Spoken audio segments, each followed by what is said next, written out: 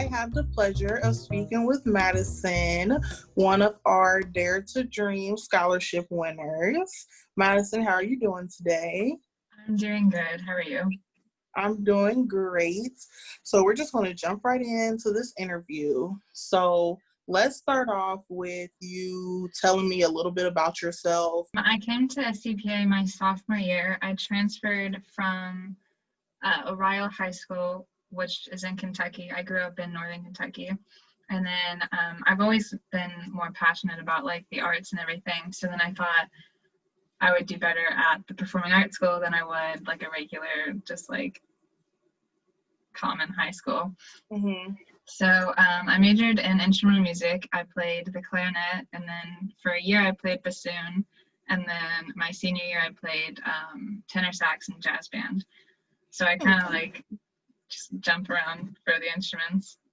So what originally got you interested in the arts? I think a lot of it was from like my grandparents and like my parents. They always, when I was a kid, they took me to like operas and shows and stuff like that. So then like the live theater kind of, I think, was the initial like, I really enjoy the arts. And then sixth grade, I just joined the band because I thought it'd be fun. I didn't realize that I'd like it as much as I did. So then I just kind of went from that. So tell me about a teacher at Performing Arts, whether it is an academic teacher or an arts teacher that really pushed you and challenged you in any way. Mr. Black, I think, was one of the most important teachers that I had while I was at a CPA. He is not like any of the other teachers. He's definitely his own person. He is the most stubborn person I've ever met, but I'm also stubborn, so we definitely like kind of butted heads a lot. But he pushed me more than any other teacher did because he wouldn't let me just kind of, he always pushed me to be like the best that I could. And even when I didn't want to, he would. And at the time I didn't enjoy that, but looking back, I'm very grateful that he did that. So we know that COVID took a great amount of your senior year. What was one senior event that you were really looking forward to that you could not participate in? I was very disappointed that like I didn't get the last half of my senior year, because I mean the first half you're just kind of getting like all the boring stuff out of the way, and then the last half is when you get to have like the senior fun. Mm-hmm. But the graduation, I enjoyed the graduation, even though it wasn't what I wanted. I could see how much everyone cared. Like they were standing out there in the rain, and I was like, I mean, like it's nice to see how much people care about like providing that experience for us.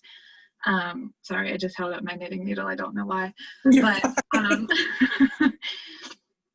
that was kind of my experience. And then I did miss the actual graduation. I loved like being able to play for it every year, and I was excited to have people like play for us and be able to join and like get that experience. But I think that was what I missed. Also prom.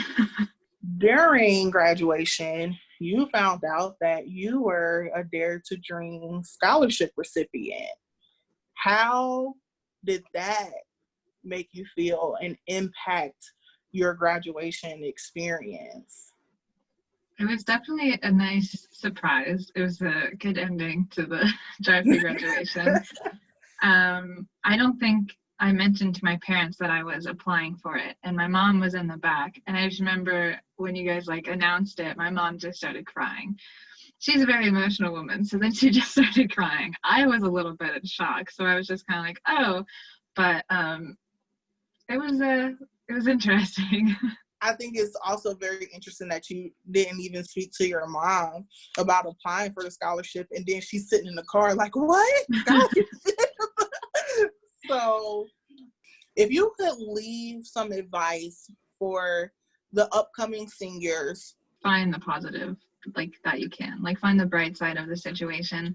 It's not easy. Like I was very upset about everything that was happening when it first started, but like people are trying to help. Like I realized that with the like whole graduation, I was like, people do care. Like they want what's best for us. It's not like, don't act like it's you against them, which I think a lot of people felt at first. But just know that, like, find the positive in it, and people are there to help you. Like they care about you, and just, I don't know, don't be angry.